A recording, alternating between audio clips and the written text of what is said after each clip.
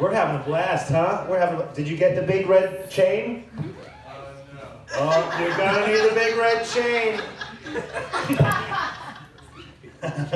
He tried to do it. It was well timed. Honestly, he's a professional. If that's the time to go, it's right in between. He did it right, but I still called him out. That's on me. That's on me. The gentleman just showed up. Welcome. Thank you very much for coming out to the show tonight. We're having a wonderful stand-up show. We're halfway through right now. We're halfway through. So let's bring up your next comedian. He is one of the teachers for the Daredevil Improv. He's one of these guys that you're gonna love, and he's the teacher of the sketch. He's the teacher of an improv. Give it up for Chad Fogland. Hello, yes, get ready to fall in love. Here I am. I'm going to make you fall in love with me. There's been a lot of talk about age tonight, Jenna. Fuck yeah, old people suck. And I'm kind of one of them, but that's okay. But let me tell you something. There's a lot of hate goes to millennials. I don't hate millennials. You guys are dope as shit. Mad love to millennials because you came up with, the okay boomer shit. Because boomers are my parents. Fuck those people. No, they're okay. Really, who I hate is the greatest generation. The fucking balls. You call yourself the greatest generation. Nobody from the greatest generation is here tonight, right? Of course not. They're asleep right now. Or they're dead. Fucking greatest generation. Here's the thing. There's that old saying, youth is wasted on the young. What the fuck does that mean? That's like a describing thing. It's like, yes, youth is wasted on the young because they're young. It should be expensive sports cars are wasted on the old. Because you can't afford one of those fucking things until you're really old, and then when you're that old, you're too scared to push the gas. How many times have you seen like an expensive sports car and it's some gray hair who's barely popping over the seat? And I got my Ferrari. What they should do, and this is my plan, what they should do is make expensive sports cars inexpensive.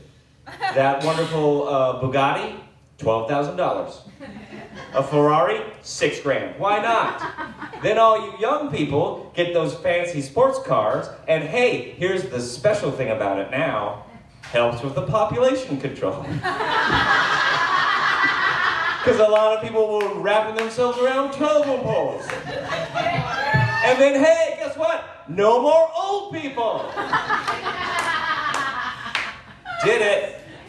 I was not going to tell that joke, but now I'm so happy I did. I'm actually Generation X, so, we don't care, I guess. I'm not sure what happened. I guess the day when my generation was supposed to fill out the form, like, what is your generation? We were like, oh, whatever. And then the people were like, they didn't fill it out. I'm like, oh, just put an X there.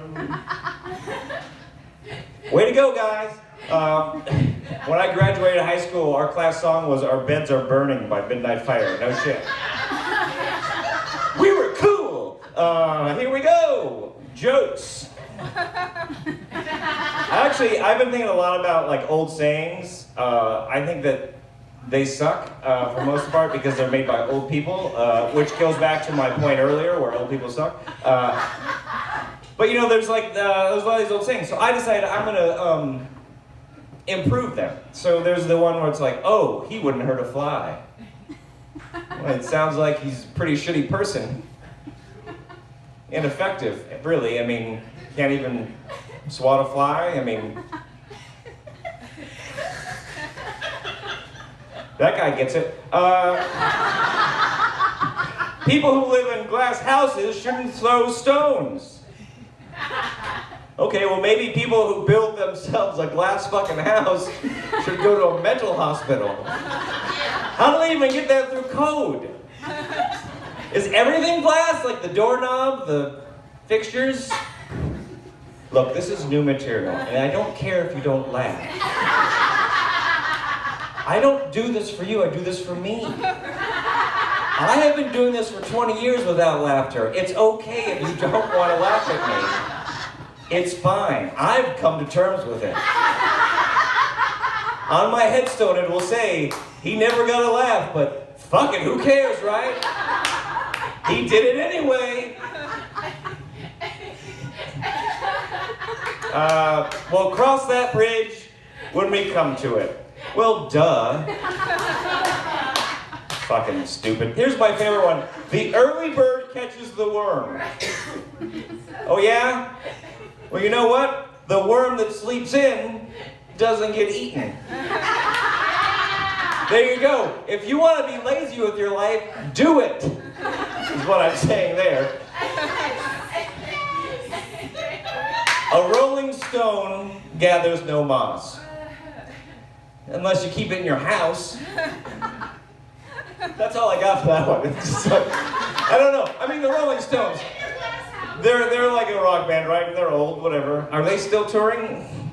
Probably not. They're asleep right now, right? Whatever. The thing is, I hate getting older because in the old days, oh my God, that makes no sense.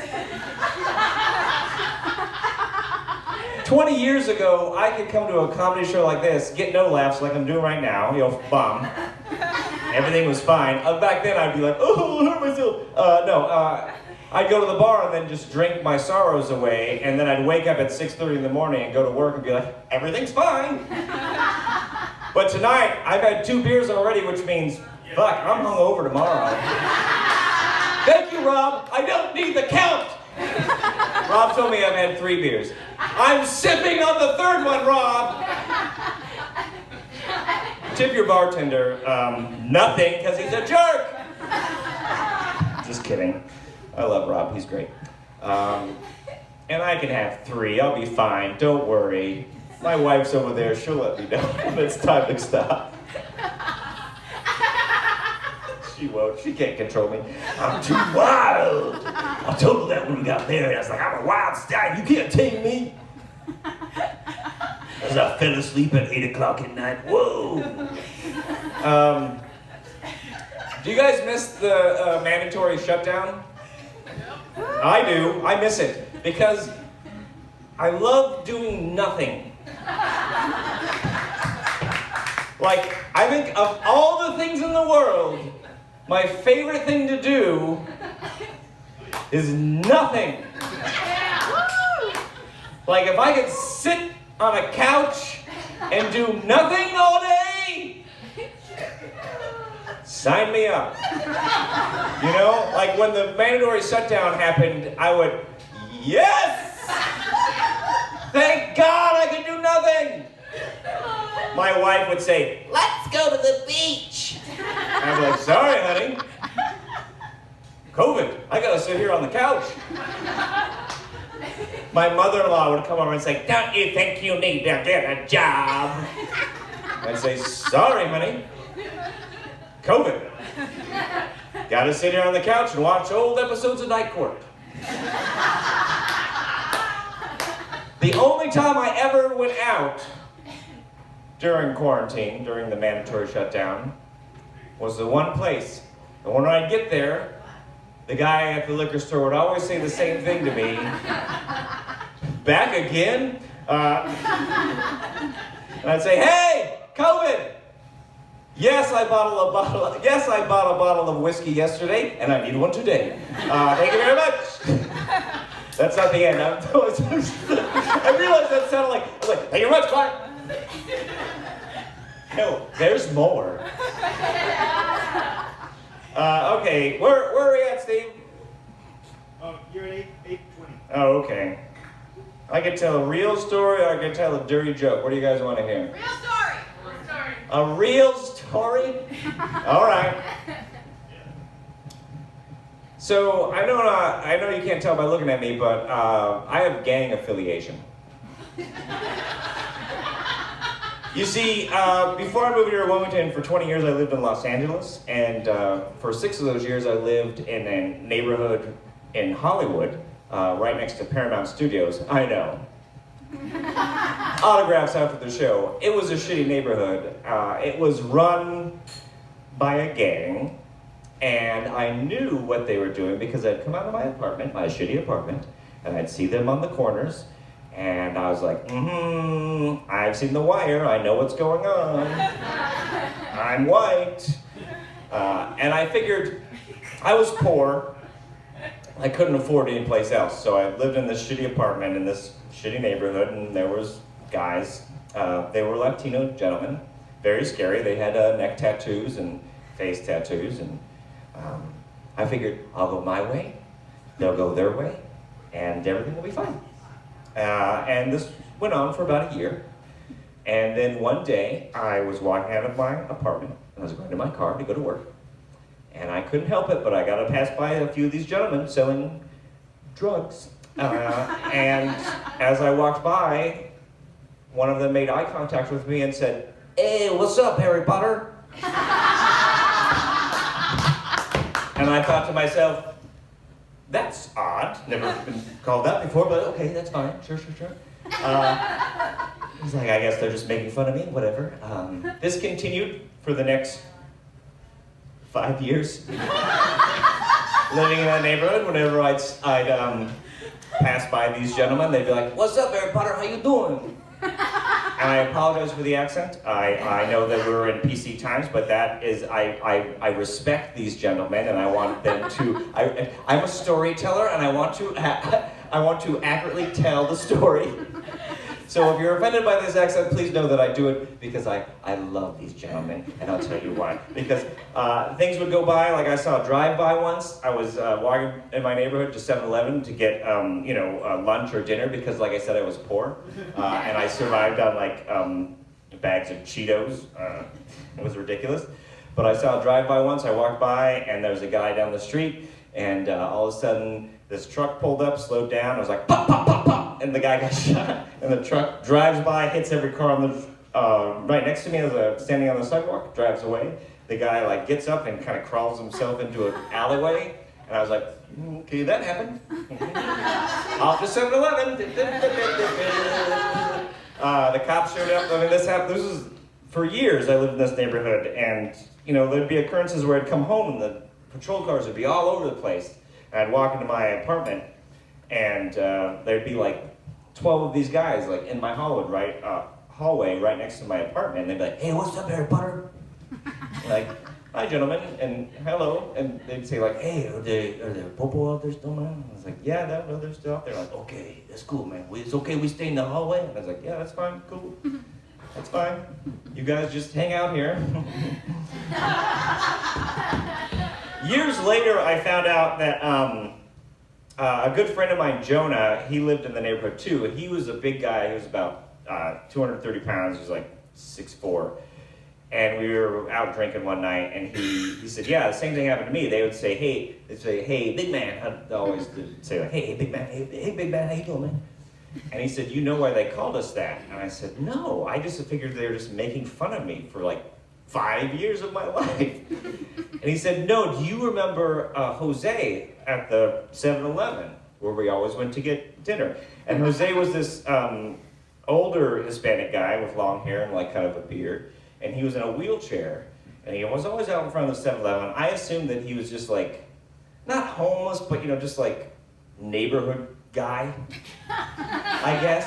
I don't know, but a couple times I helped him get up on the curb, or he'd ask me to buy him cigarettes, so I would, and then I'd stand out there and we'd talk about the weather or whatever the fuck was going on. He was a really cool guy, and he's so Jonah tells me, he's no, Jose in the 90s was one of those corner guys and got shot in a drive-by 5 times, survived, but lost, was paralyzed from the waist down. And he has gone on to be one of the highest ranking members of this gang, which was Magicians 13, that was the name of the gang. They were a subset of the Bloods, just to clarify. Just to clarify.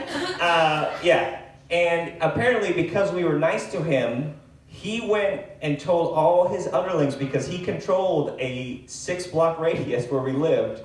He said, he didn't know our names, but he said Harry Potter and Big Man, they're cool, leave them alone.